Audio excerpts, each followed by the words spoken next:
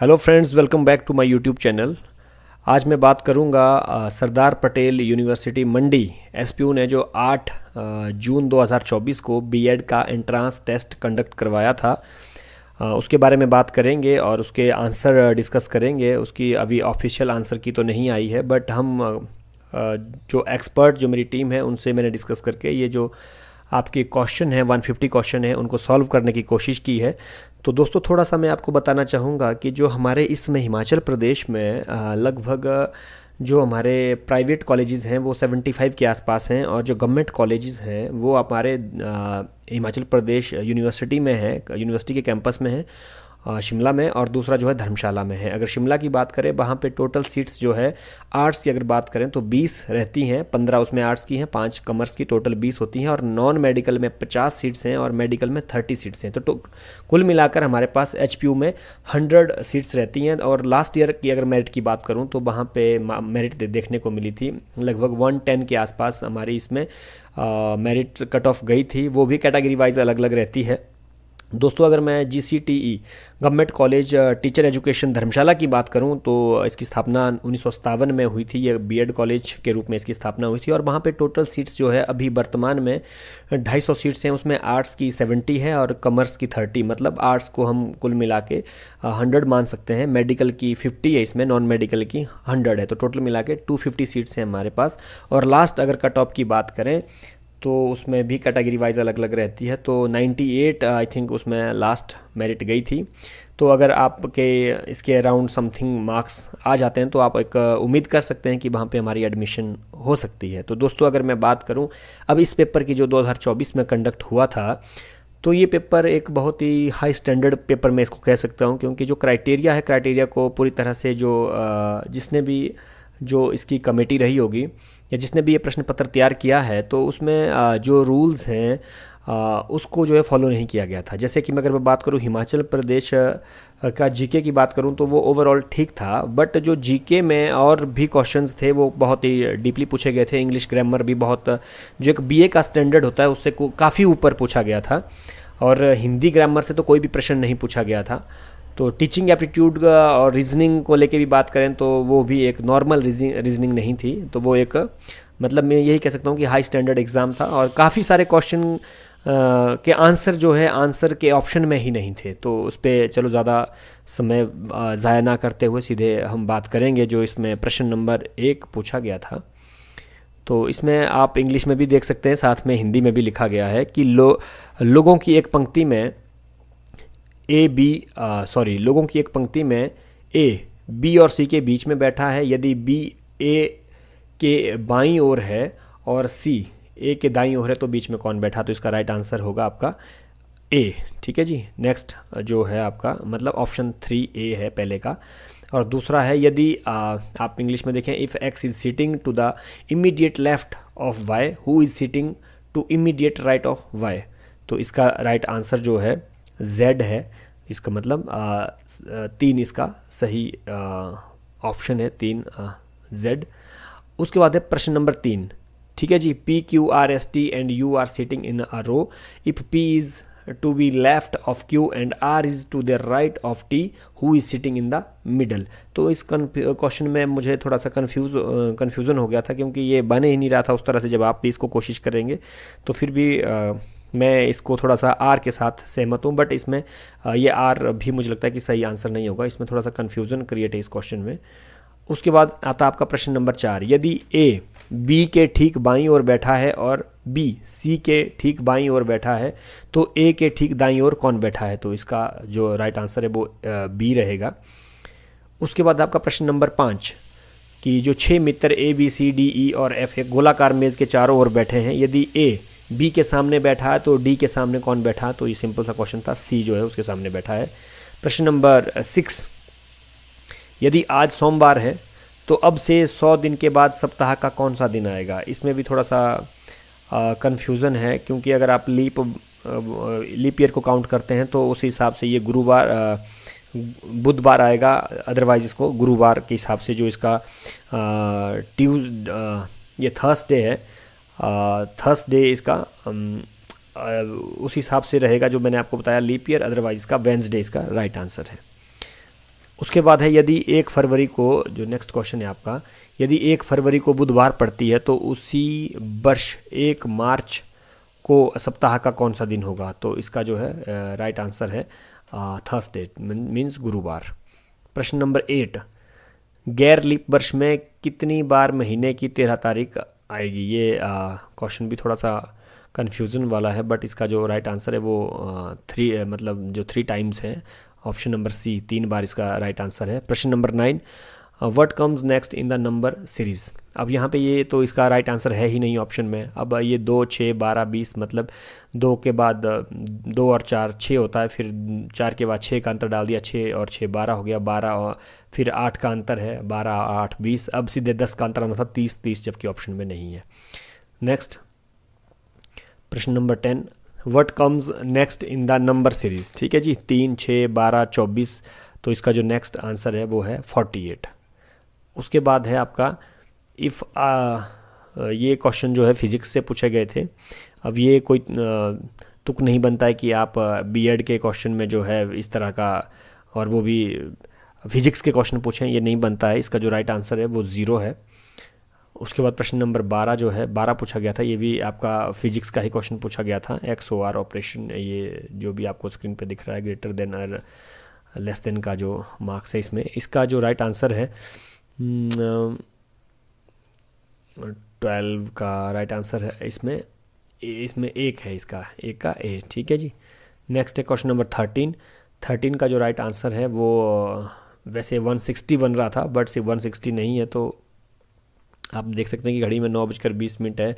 घंटे की सुई और मिनट की सुई के बीच जो कोण बन रहा है वो मतलब उसको अगर थोड़ा सा घुमा के देखें तो वो 120 डिग्री बनता है। तो इसका राइट आंसर 120 है, वैसे 160 बन रहा था इसका। क्वेश्चन नंबर 14, ये भी बहुत मैथमेटिक्स का क्वेश्चन था, परसेंटेज का था, आसान सा क्वेश्चन था। एक शहर में 70% लोगों को आइसक्रीम पसंद है, 60% को केक पसंद है और 40 को आइसक्रीम है और केक दोनों पसंद है। कितने प्रतिशत लोग केवल आइसक्रीम पसंद करते हैं? तो इसका राइट आंसर है 30% लोगों को वो मतलब आइसक्रीम पसंद है। जो नेक्स्ट क्वेश्चन है आपका 15 क्वेश्चन, यदि A B का पुत्र है, B C का भाई है और C D का पिता है, तो A और D के बीच में क्या संबंध है? A और D के बीच में भाई और बहन का संबंध है। तो right answer is 3।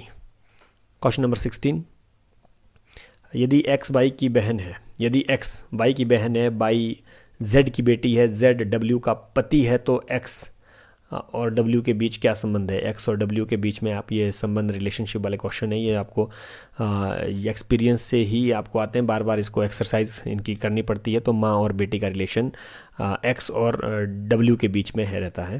Question number 17 है, if a cube is painted red on all 6 faces and then cut into 64 individual smaller cubes, how many of these smaller cubes will have exactly 2 red faces? तो इसमें इसका right answer 24 17 का। 18 question number जो 18 है, 18 पूछा गया है, यदि एक घन का आयतन 216 घन सेंटीमीटर है तो घन के प्रत्येक किनारे की लंबाई क्या है? मैथमेटिक्स क्वेश्चन है, तो इसका राइट आंसर है 6 सेंटीमीटर, मतलब 2 ऑप्शन, इसका option number second. Question number 19, इसमें पूछा गया था, यदि एक घन को 27 समान छोटे घनों में काटा जाता है तो कितने छोटे घन का ठीक एक पलंग रंगा हुआ होगा? तो इस क्वेश्चन का जो मुझे लग रहा है, ये क्वेश्चन भी डाउटफुल है। इसका 6 जो है आंसर निकल रहा था, बट इसमें 6 कहीं भी ऑप्शन में नहीं है। तो आप लोग मुझे कमेंट बॉक्स में बताएं कि इसका राइट आंसर क्या होगा। इसमें कोशिश की गई है। क्वेश्चन नंबर 20 जो 20वां क्वेश्चन है, इसमें पूछा गया था, यदि एक घन का कुल सतह, देखो घन से क्वेश्चन पूछे गए हैं 3-4 क्वेश्चन, यदि एक घन का कुल सतह क्षेत्रफल 150 वर्ग सेंटीमीटर है तो घन के प्रत्येक किनारे की लंबाई क्या है? तो इसका राइट आंसर है 6 सेंटीमीटर। क्वेश्चन नंबर 21, डैश में भारतीय विश्वविद्यालय आयोग ने विश्वविद्यालय शिक्षा के संबंध में सरकार के दूरगामी निर्णयों का संकेत दिया था। ये 1902 में दे दिया था। उसके बाद Wardha conference 1937 appointed to committee of educationist headed by, ये कहा था कि वर्धा सम्मेलन जो 1937 ने कि मतलब शिक्षाविदों की एक समिति नियुक्त हुई थी, वो हुई थी आपकी डॉक्टर जाकिर हुसैन की अध्यक्षता में। इसका जो सेकंड ऑप्शन है बी डॉक्टर जाकिर हुसैन, इसका राइट आंसर है। क्वेश्चन नंबर 23, भारत में गैर औपचारिक शिक्षा कार्यक्रम की शुरुआत 1974 में पारित डैश के प्रस्ताव के माध्यम से हुई थी। ये हुई थी आपकी NCERT। ठीक है जी, option number 2। Question number 24, the dash 5-year plans and envisaged that district will be the unit of planning for UEE। ठीक है, जो ये जो पूछा गया था इसमें आप साथ में देख सकते हैं, इसका जो राइट आंसर रहेगा वो था 5th, राइट ऑप्शन नंबर 1 कि डैश पंचवर्षीय योजना में परिकल्पना की गई थी कि जिला UEE के लिए योजना की इकाई होगी। ये 5वीं पंचवर्षीय योजना के अंतर्गत था ये। नेक्स्ट क्वेश्चन पूछा गया था 25th, Pandit Sundarlal Sharma central institute of vocational education was set up at dash on July 1993। ये था भोपाल में, ये खुला था पंडित सुंदरलाल केंद्रीय व्यावसायिक शिक्षा संस्थान। क्वेश्चन नंबर 26, डैश आयोग ने भारत में स्वायत्त महाविद्यालयों की अवधारणा की सिफारिश की थी। ये की थी यूनिवर्सिटी एजुकेशन ने, ऑप्शन नंबर जो इसका 3 है, यूनिवर्सिटी एजुकेशन। उसके बाद क्वेश्चन नंबर 27 पूछा गया था, राष्ट्रीय मूल्यांकन और प्रत्यायन परिषद 1994 में डैश में मुख्यालय के साथ अस्तित्व में आई। ये वो था बेंगलोर। ठीक है जी, ये लिखा है national assessment and accreditation C, NAAC। ठीक है जी, ये भी BEd का सिलेबस है, BEd में आप इसको स्टडी कर सकते हैं। कॉलेज में एक टीम आती है सर्वे के लिए, मैंने पहले भी इस पर एक वीडियो बनाया था, इस क्वेश्चन को डिटेल से मैंने स्टडी किया है कि NAAC की स्थापना कब कैसे। ठीक है, इसको आप देखें। उसके बाद क्वेश्चन नंबर 28, डैश नीति ने पूरे देश में जिला शैक्षिक प्रशिक्षण संस्थान की स्थापना की सिफारिश की थी। ये की थी NPE, जो NPE 1986 आपका A ऑप्शन है, वो इसका राइट आंसर है। उसके बाद 29th क्वेश्चन पूछा गया था, the right of children to free and compulsory education act. ये सबको पता है, जो हमारा free and compulsory education act आया था वो 2009 में आया था। इसका जो ऑप्शन नंबर A जो 2009 है वो इसका सही आंसर रहेगा। उसके बाद है क्वेश्चन नंबर 30, जो क्वेश्चन नंबर 30 है, NEP 2020 propose the school education structure, मतलब उसका NEP 2020 का जो स्ट्रक्चर है वो कैसा है, वो ऑप्शन नंबर 3 आपको जो दिख रहा है 5+3+3+4, इसका राइट आंसर ये रहेगा 3। उसके बाद question number 31, NPST in NEP 2020 is, तो ये NPST की फुल फॉर्म पूछी है, मतलब ये किसको क्या स्टैंड करता है, तो इसका ऑप्शन है C, मतलब 3, national professional standards for teachers. ठीक है जी। नेक्स्ट क्वेश्चन है क्वेश्चन नंबर 32 में पूछा गया था, national curriculum framework for school education was prepared by, तो इसको नेशनल करिकुलम फ्रेमवर्क स्कूली शिक्षा के लिए राष्ट्रीय पाठ्य चर्चा के रूपरेखा मतलब कौन तैयार करता है या किसके द्वारा तैयार की गई थी, ये की गई थी आपकी NCERT 2023, ये जो आपका ऑप्शन नंबर 4 है। क्वेश्चन नंबर 33, भारत में शिक्षकों और स्कूल प्राचार्यों के लिए क्षमता निर्माण कार्यक्रम निष्ठा डैश की एक प्रायोजित योजना है। ये है आपकी निष्ठा, जो 33 क्वेश्चन नंबर है, ये है आपका समग्र शिक्षा के अंतर्गत, जो आपका ये ऑप्शन नंबर 3 है, समग्र शिक्षा। Question number 34, NSQF launched in India in 2013 stands for, मतलब NSQF की फुल फॉर्म क्या है, तो ये है नेशनल स्किल क्वालिफिकेशन फ्रेमवर्क, जो इसका ऑप्शन नंबर A जो आपको स्क्रीन पे दिख रहा है वो इसका राइट आंसर होगा। उसके बाद क्वेश्चन नंबर है 35, the national council for teacher education act, ठीक है जी, NCTE, ठीक है जी, NCTE act came into existence, मतलब अस्तित्व में ये कब आया था, ये आया था आपका 1993 में। उसके बाद question number 36, national curriculum framework NCF for teacher education published by NCTE is preparing, ठीक है जी, मतलब ये NCTE द्वारा प्रकाशित शिक्षक शिक्षा के लिए राष्ट्रीय पाठ्य चर्चा की रूपरेखा डैश तैयार करने के लिए है, तो ये है आपकी जो A ऑप्शन है आपकी प्रोफेशनल एंड ह्यूमन टीचर्स, ठीक है, मतलब पेशेवर और मानवीय शिक्षक तैयार करने के लिए। तो नेक्स्ट क्वेश्चन है आपका क्वेश्चन नंबर 37 पूछा गया है, माध्यमिक स्तर पर विकलांगों की समावेशी शिक्षा डैश से शुरू की गई थी, तो ये शुरू की गई थी 2009 और 10 से, ऑप्शन नंबर 3 इसका राइट आंसर रहेगा। उसके बाद है क्वेश्चन नंबर 38, कस्तूरबा गांधी ठीक है जी। Kasturba Gandhi Balika Vidyalaya provided access and quality education to girls belonging to, मतलब किन के लिए है ये कस्तूरबा गांधी बालिका विद्यालय, तो ये SC ST OBC माइनॉरिटी सबके लिए है, तो ऑल ऑफ द अबव इसमें राइट आंसर रहेगा। उसके बाद क्वेश्चन नंबर 39, NCTE का एक प्रमुख कार्यक्रम ITEP है, जिसका अर्थ होता है, ITEP का मतलब होता है जो ऑप्शन नंबर आपका C है, इंटीग्रेटेड टीचर एजुकेशन प्रोग्राम, एकीकृत शिक्षक शिक्षा कार्यक्रम। उसके बाद क्वेश्चन नंबर 40 है हमारे पास, पात्र राज्य उच्च शिक्षण संस्थानों को रणनीतिक वित्त पोषण प्रदान करने के लिए रूसा एक केंद्रीय प्रायोजित योजना डैश में शुरू की गई थी, मतलब रूसा कब शुरू इसमें, हाँ ये हुआ था आपका, रूसा मतलब कब इंट्रोड्यूस हुआ था सिलेबस में जो हमें लगाया गया था, ये हुआ था आपका 2013 में ये लागू हुई थी योजना। इवन 2018 में शायद ये ख़त्म हो गई थी, 18 में फिर हमने ईयर सिस्टम किया था, ये रूसा सेमेस्टर सिस्टम था जो हमने कॉलेज में भी देखा था इसको। Question number 41, the global education development agenda is reflected in goal dash of the sustainable development goals. Sustainable development goal मतलब जो वैश्विक शिक्षा विकास एजेंडा है, मतलब किस विकास के लक्ष्यों में परिलक्षित होता है, तो इसका राइट आंसर है 10, मतलब 4 ऑप्शन जो चौथा ऑप्शन इसका रहेगा। उसके बाद क्वेश्चन नंबर आता है आपका 42। 42 कहता है कि NEP 2020 sets that aim must be for India to have an education system wide dash that is second to more with equitable access to the highest quality education for all learners.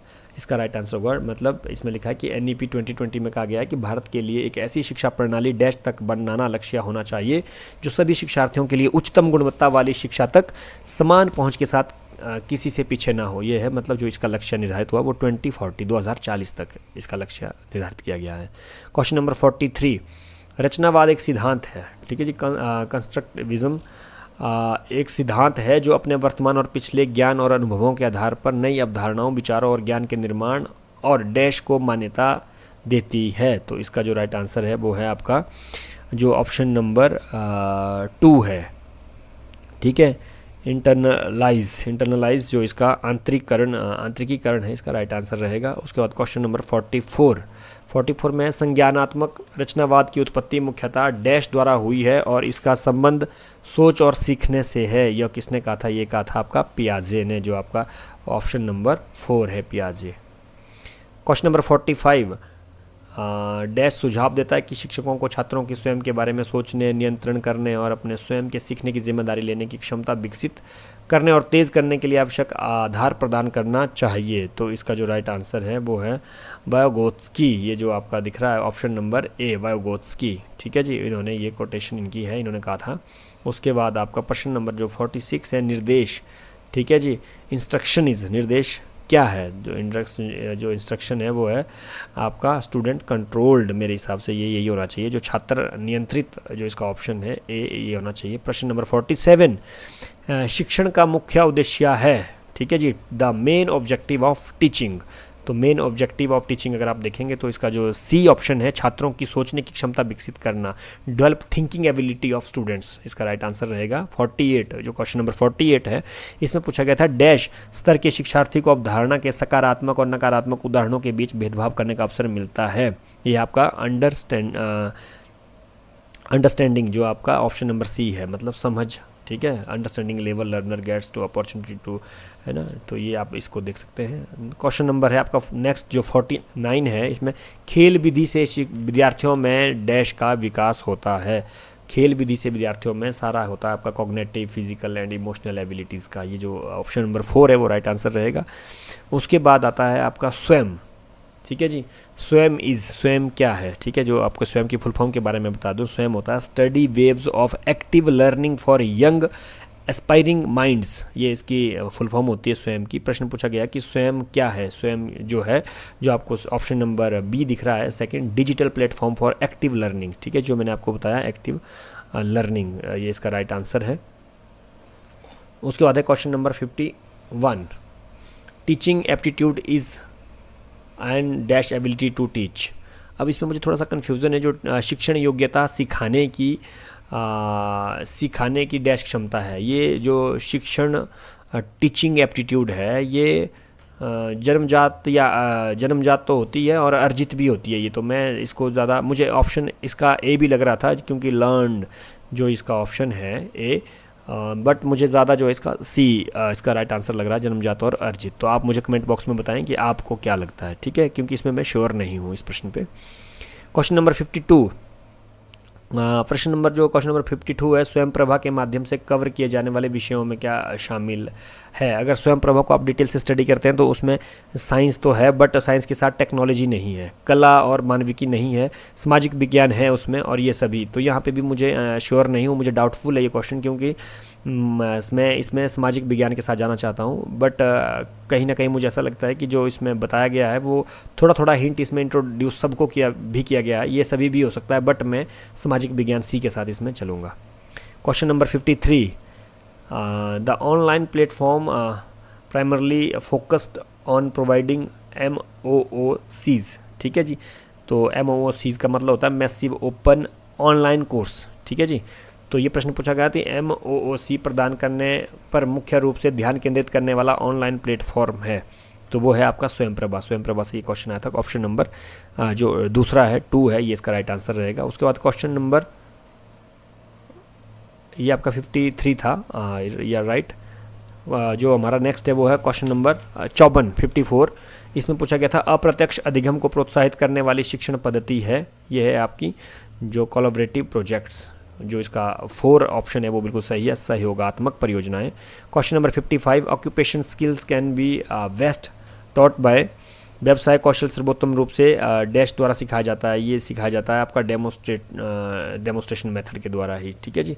इसका right answer होगा demonstration method B.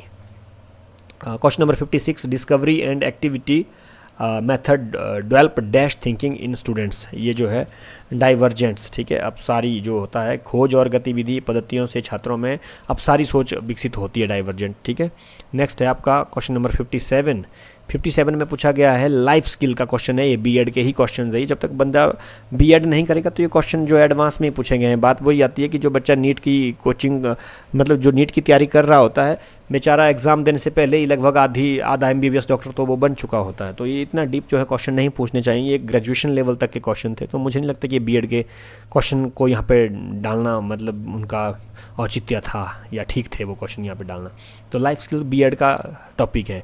Life skill are helpful in developing dash and dash behaviour in students, ये जो होता है आपका ये adaptable और positive, इसका राइट आंसर 4 रहेगा। उसके बाद क्वेश्चन नंबर 58 है, children generally learn in a dash way and not in a dash way, ठीक है जी। बच्चे आमतौर पर जो है वो स्पाइरल, ठीक है, जो सर्पिल आकार में सीखते हैं तरीके से सीखते हैं, डैश तरीके से नहीं, मतलब जो आपका रैखिक है, ठीक है, लाइनर उस वे में नहीं सीखते हैं। तो राइट आंसर ए रहेगा। 59, question number 59, identify the correct statement. आप इसको ध्यान से स्टडी कर सकते हैं, क्योंकि इस तरह से मैं एक क्वेश्चन को चारों ऑप्शन पढ़ता रहूँगा तो थोड़ा सा डिटेल में जाएगा ये, क्योंकि इसको आप identification the correct statement, habits can form through instructions society.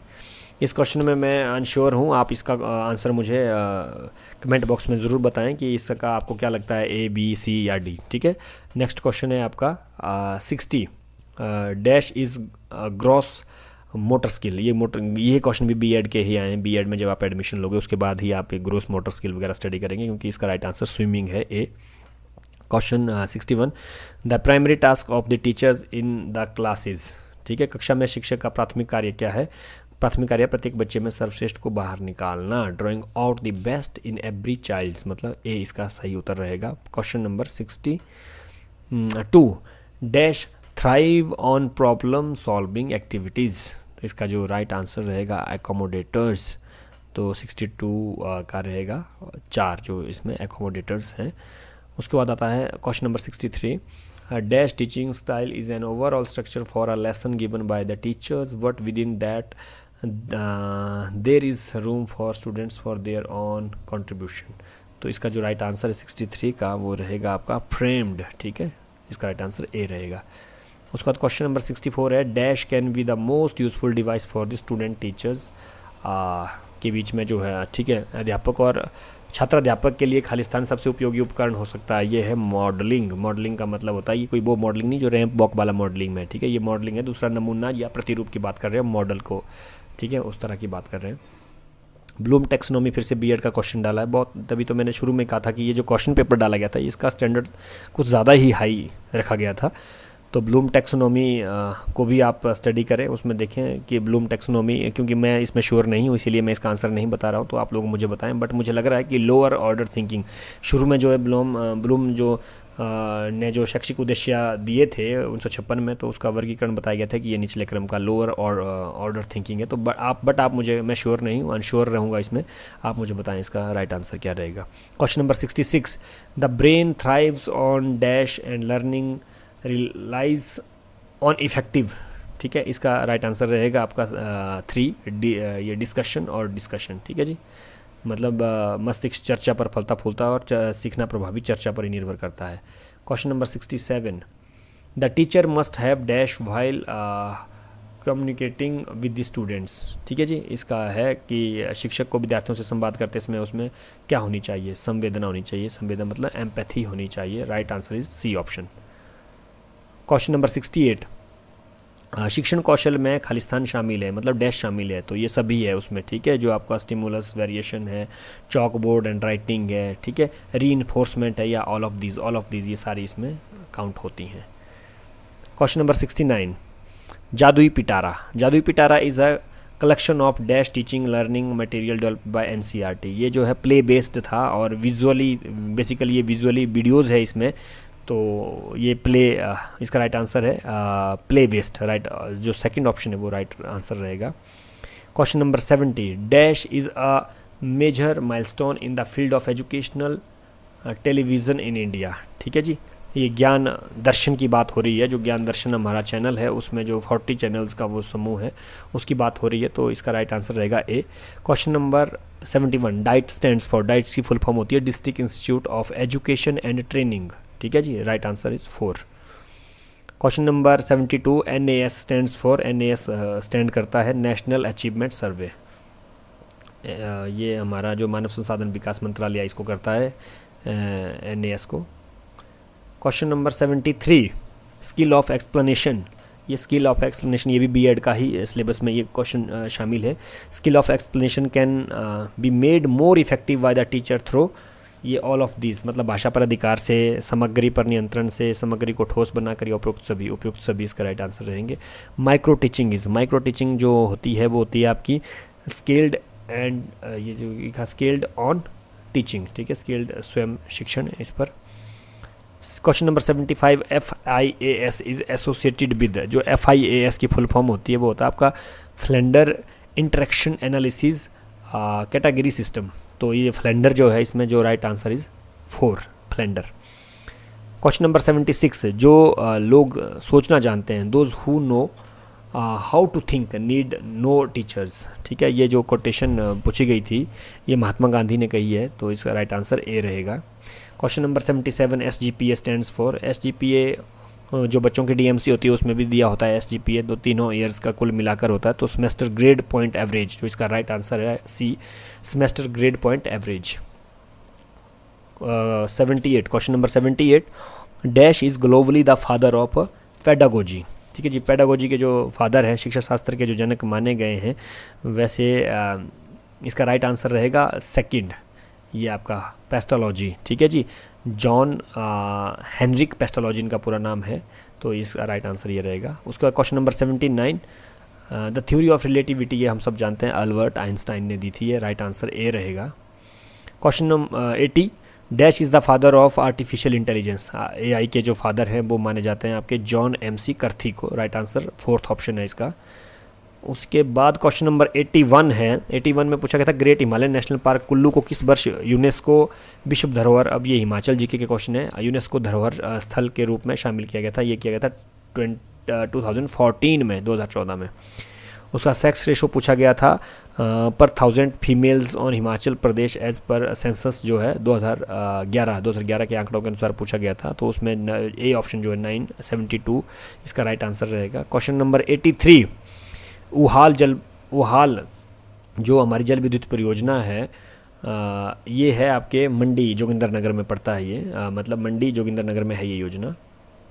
उसके बाद है आपका मंडी शहर की स्थापना किसने की है। मंडी टाउन वाज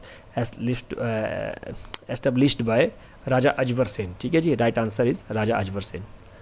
उसके बाद प्राचीन हिमालय इज रिटन बाय, जो प्राचीन हिमालय पुस्तक है वो लिखी गई थी एल.पी. पांडे द्वारा, लेकिन ऑप्शन में एल.पी. पांडे कहीं नहीं है, लेकिन एल.सी. पांडे जो फोर्थ ऑप्शन है हम इसके साथ चल सकते हैं, ये राइट आंसर, बट इसका एल.पी. पांडे है। क्वेश्चन नंबर 86, 10वीं सदी की शुरुआत में महमूद गजनबी ने डैश पर आक्रमण किया था। ये उन्होंने कांगड़ा पर किया था, ब्रजेश्वरी का जो मंदिर है उस पर किया था। उसके बाद क्वेश्चन आपका 88 आता है, हिमाचल सड़क परिवहन निगम, ठीक है जी, एचआरटीसी कॉरपोरेशन जो फॉर्म कब अस्तित्व में आई थी, ये आई थी आपकी 1974 में। उसके बाद क्वेश्चन नंबर 89, निम्नलिखित में से कौन हिमाचल प्रदेश का महत्वपूर्ण स्वतंत्रता सेनानी नहीं है। अब क्वेश्चन ये है कि स्वतंत्रता सेनानी सारे हैं, ये 22 परमार भी जब हमारे हिमाचल प्रदेश की लड़ाई लड़ी जा रही थी तो वो भी स्वतंत्रता सेनानी है, पदम देव भी है, सत्यादेव भी है, उधम सिंह भी है, ये सारे हैं, बट मैं 22 परमार के साथ ज़्यादा चलूँगा क्योंकि ये स्वतंत्रता सेनानी के रूप में इनकी पहचान कम है, ठीक है, राजनेता के रूप में इनकी पहचान ज़्यादा है। तो वैसे ये इसमें राइट आंसर कोई है नहीं, बट मैं 22 परमार के साथ चल रहा हूँ। क्वेश्चन नंबर 90, HP1 पारिस्थितिक तंत्र जलवायु प्रूफिंग परियोजना, ठीक है जी, जो इकोसिस्टम क्लाइमेट प्रूफिंग प्रोजेक्ट जो है वो आपका कांगड़ा में है। उसके बाद है आपका question number 91, 2016 was declared as, मतलब जो 2016 का जो वर्ष था वो किस रूप में जो है घोषित हुआ था। ये था आपका इंटरनेशनल ईयर ऑफ पल्सिस, मतलब अंतर्राष्ट्रीय दाल वर्ष। उसके बाद question number 92, which is the only broad gauge railway line in HP, broad gauge है हमारी सिर्फ एकमात्र उन्ना में, ठीक है जी। उसका क्वेश्चन नंबर 93, कांगड़ा पेंटिंग्स के लेखक जो है वो है आपके MC Randhawa. Question number 94, who was the speaker of first HP विधानसभा, ठीक है जी, ये विधानसभा के पहले जो अध्यक्ष थे वो थे आपके Jaywant Ram, option number 2।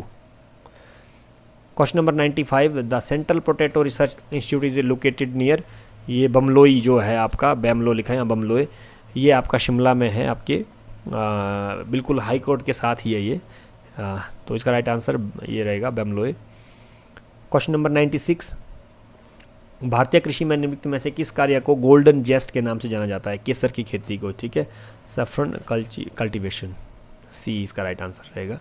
Question number 97 है, 97 का जो उत्तर है वो है आपका 2, इसका भारतीय जलवायु के निर्धारण में हिमालय की प्रमुख भूमिका है, वे ग्रीष्मकालीन मानसून को उत्तर पश्चिम की ओर निर्देशित करते हैं। क्वेश्चन नंबर 98, सत्यमेव जयते, द वर्ड सत्यमेव जयते हैव बीन टेकन फ्रॉम, ये लिया गया था मुंडकोपनिषद से लिया गया था, राइट आंसर इज ए। उसके बाद आता है आपका Keoladeo world sanctuary is situated, ये आपकी राजस्थान में, इसका right answer option number B. Question number 100, cabinet system of ministers has been borrowed from, मतलब ये जो मंत्रियों की कैबिनेट प्रणाली कहाँ से उधार ली गई थी, ये बिल्कुल सही, इसका जो राइट आंसर है वो है 2, UK से ली गई थी ये, यूनाइटेड किंगडम से।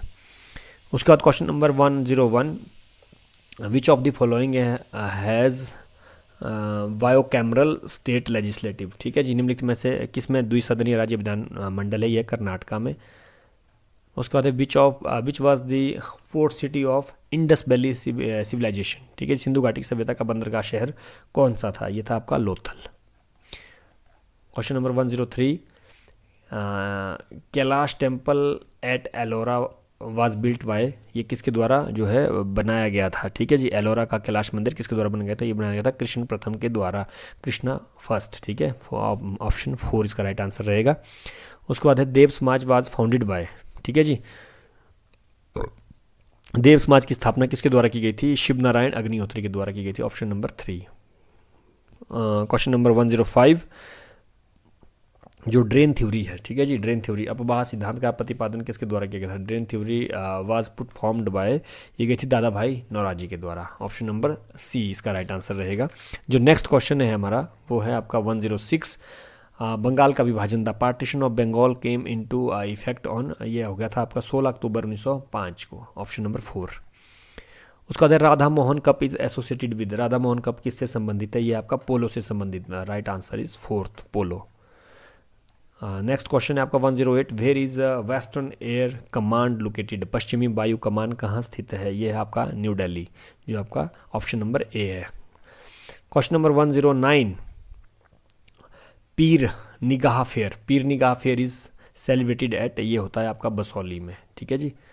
नेक्स्ट क्वेश्चन है आपका विच of the following disease is caused by virus, ठीक है जी, निम्नलिखित में से कौन सा रोग विषाणु से होता है, ये होता है आपका कॉमन कोल्ड जी, ये कॉमन कोल्ड जो है विषाणु से होता है आपका।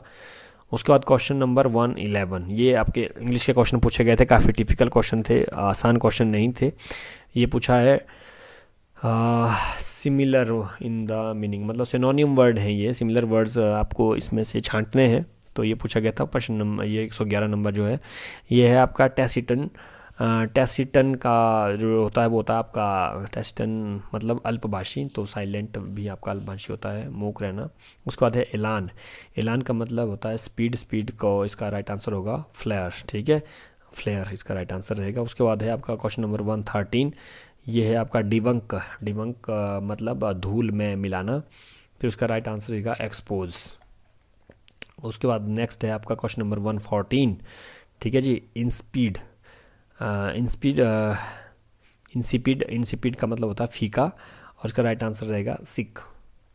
क्वेश्चन नंबर 115, ठीक है जी, प्रपोस्टर्स, प्रपोस्टर्स का मतलब होता है निरर्थक, और इसका जो राइट आंसर होगा वो होगा अब्सर्ड, अब्सर्ड का मतलब बेतुका।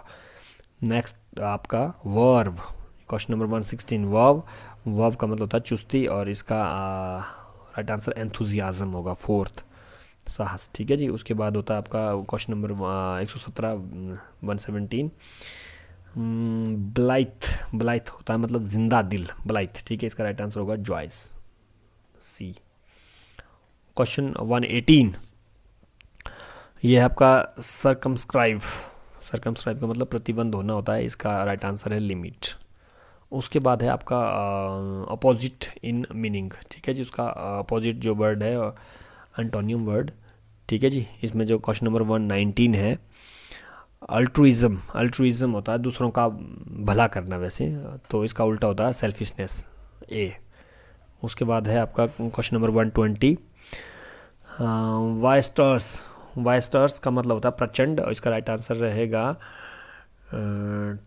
ट्यूमल्ट्यूस, ये जो सेकंड नंबर पे है आपका ट्यूमल्ट्यूस मतलब का होता है इसका उतार चढ़ाव। उसके बाद है आपका क्वेश्चन नंबर 121 प्रोजेक्ट, प्रोजेक्ट का मतलब होता है नीरस, नीरस का इसका राइट आंसर होगा इमेजिनेटिव, जो सेकंड ऑप्शन है इसका इमेजिनेटिव। उसके बाद आपका क्वेश्चन नंबर 122 फ्लेमिक्स, फ्लेमिक्स का मतलब होता है घबराना या पजल होना होता है 122, इसका राइट आंसर होगा मतलब कंफर्ट, कंफर्ट का मतलब सहज होता है। उसके बाद है आपका एनिमेटेड, एनिमेटेड का मतलब होता है सजीव, चलने फिरने वाला, और इसका राइट आंसर रहेगा डल। क्वेश्चन नंबर 124, ठीक है जी, इसका है डोंटलेस, डोंटलेस का मतलब होता है निडर, और इसका होगा राइट आंसर क्वार्डी, जो इसका फोर्थ ऑप्शन है आपका क्वार्डली, क्वार्डली है ये, क्वार्डली का मतलब होता है बुजदिल या कायर को आप कह सकते हैं क्वार्डली। उसके बाद क्वेश्चन नंबर 125 डिस्मल, ठीक है जी, डिस्मल का मतलब होता है निराशाजनक, चीरफुल का मतलब होता है खुशी, तो चीरफुल इसका राइट आंसर रहेगा। एरोगेंट, एरोगेंट का मतलब अभिमानी, घमंडी है ना जी, एरोगेंट का राइट आंसर होगा टिमिड, टिमिड मतलब डरपोक। उसके बाद आता है आपका वन वर्ड सब्स्टिट्यूट का ये जो है मतलब 127 से 135 तक। मर्डर ऑफ अ ब्रदर ये कहलाता है आपका पार्टिसाइड। उसका वॉकिंग इन अ स्लीप, नींद में चलना, ये कहलाता है आपका सोमनाम्बुलिज्म, ये right answer is B, somnambulism. A person not sure of existence of god, मतलब ईश्वर के अस्तित्व को ना मानने वाला, ये होता है आपका atheist, right answer is atheist. Question 130 one who loves books, जो किताबों को प्यार करता है, किताबों से प्यार करने वाले को कहते हैं bibliophile, right answer is B, bibliophile. Question number 131 a word no longer in use, ठीक है, जो ज़्यादा समय तक नहीं रहता है उसको कहते हैं ऑब्सोल्यूट, मतलब जो अप्रचलित रहता है, obsolete. 132, a paper written in one's own handwriting, है ना, जो खुद से मतलब लिखा गया उसको कहते हैं मैन्युस्क्रिप्ट।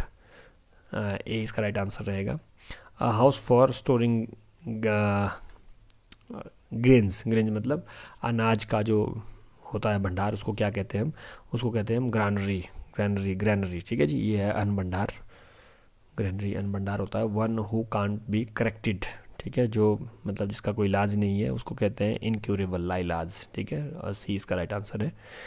उसका बाद क्वेश्चन नंबर 135, एन ऑफिस और post with no work but high pay, है ना जी, no work but high pay, तो उसको कहते हैं साइनेक्यूर। इसका जो बी ऑप्शन है साइनेक्यूर, साइनेक्यूर मतलब आराम का काम, जिसमें कोई काम ही ना हो, सैलरी फुल हो। Question number 136, the teacher asked the students to bring their textbook to, अच्छा ये क्वेश्चन है आपका, इसमें एरर आपको फाइंड करनी है, ठीक है जी। कि यहाँ लिखा है कि 136 टू 139 जो क्वेश्चन है, in each of the following question a sentence is given with an error, एक एरर के साथ बताया गया, you have to spot the error, मतलब उस गलती को आपने ढूंढना है। The teacher asked the students to brings their textbook to the class tomorrow, अध्यापक ने बच्चों से कहा कि मतलब आप कल अपनी किताब के साथ क्लास में आए, तो ये ब्रिंग्स, मुझे लग रहा है कि यहाँ पे ये एस नहीं होना चाहिए था, ये ब्रिंग होना था, तो राइट इसमें जो वो एरर है वो ब्रिंग में है, इसका राइट आंसर ए रहेगा। उस तरह से she is one of the most intelligent students in the class, ये बिल्कुल ठीक है, मोस्ट भी ठीक है, most intelligent, more intelligent, most intelligent, ठीक है, द मोस्ट इंटेलिजेंट, यहाँ पे मुझे थोड़ा सा डाउट हो रहा है, बट मुझे लग रहा है कि ये मोस्ट, मोर इंटेलिजेंट, ये भी मुझे लग रहा है कि ये इसमें एरर मोस्ट में हो सकता है, बट वैसे इसमें कोई एरर मुझे नज़र नहीं आता इतना, शायद ठीक है, ये नो एरर के साथ चलेंगे इसमें, डी के साथ। None of the students have completed their assignments yet, none of the students have completed their assignments, मतलब सभी स्टूडेंट्स ने, मतलब किसी भी विद्यार्थी ने अपनी असाइनमेंट्स कंप्लीट नहीं किए, तो ठीक लग रहा है मुझे, नो एरर, इसमें भी कोई एरर मुझे नज़र नहीं आ रहा है। Each of the books, each of the books have been return to the library, each मुझे लग रहा है ईच नहीं होना चाहिए था, ऑल ऑफ द बुक्स होना चाहिए था यहाँ पे, इसमें एरर ए में मुझे नज़र आ रहा है, इसका राइट आंसर ए के साथ हम चल सकते हैं। उसके बाद आपका 140 से 140 तक जो क्वेश्चन पूछे गए थे, ये थे आपके एक पैराग्राफ दिया गया है, इसको आपने read the following passage and answer the questions, ये बहुत आसान पूछा गया था, तो मैं इसको डायरेक्ट आपको आंसर इसके बता देता हूँ, तो आप इसको ध्यान से पढ़ लें जो बच्चे प्रैक्टिस कर रहे हैं। तो 140 का जो राइट आंसर है वो जैसे कि टिक में भी आपको दिखा रहा है, ब्रेड मिल्क एंड एग्स का राइट आंसर रहेगा 140 का। उसके बाद 141 में आप देखते हैं तो 141 में आपको इसका right answer in the park है।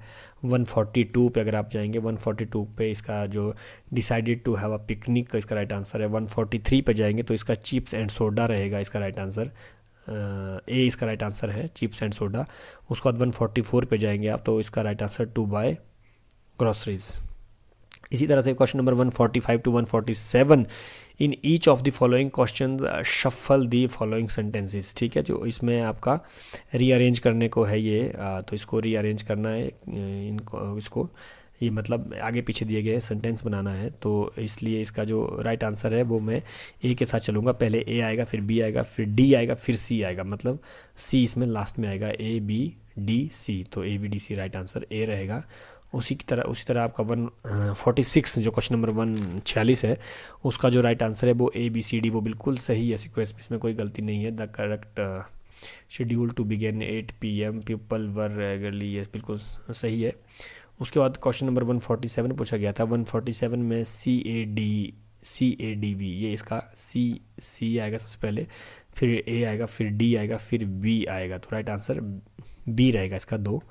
उसी तरह से what do you call the study of insects, मतलब कीड़ों का जो अध्ययन कहलाता है वो एंटोमोलॉजी होता है, right answer is B. And second last question, what is the word for a person who loves and collect books, ये प्रश्न पहले भी पूछा गया था। बिब्लियोग्राफर, बिब्लियोफाइल, ठीक है जी, बिब्लियोफाइल इसका राइट आंसर रहेगा, क्योंकि किताबों से प्रेम करने वाले कोई पीछे भी अभी आया था ये क्वेश्चन। उसके बाद आपका 150 लास्ट क्वेश्चन पूछा गया, what do you call a word of phrase that read the same backward as forward. ठीक है जी, तो इसका जो वो है इसका राइट आंसर प्लेंड्रम। ये इसका राइट आंसर ए रहेगा, प्लेंड्रोम। प्लेंड्रोम का मतलब होता है विलोम, मतलब ठीक है, इसका उल्टा मतलब विलोम पद, प्लेंड्रोम। तो ये आपका बीएड का जो एंट्रेंस हुआ था, जो एसपीयू मंडी ने कंडक्ट करवाया था 2024 में, ये 8 जून 2024 को हुआ था। तो आप भी मुझे बताएं, तो जहाँ तक हो सकता है इस आंसर की को अधिक से अधिक बच्चों के साथ शेयर करें, ताकि वो अपने आप को देख पाएँ कि वो कितने पानी में हैं, वो कितने मेरिट को टच कर पा रहे हैं, कहाँ तक वो जा रहे हैं। अगर आपने चैनल को सब्सक्राइब नहीं किया तो काइंडली आप चैनल को सब्सक्राइब करें और इसे शेयर करें। थैंक यू सो मच मेरे साथ बने रहने के लिए।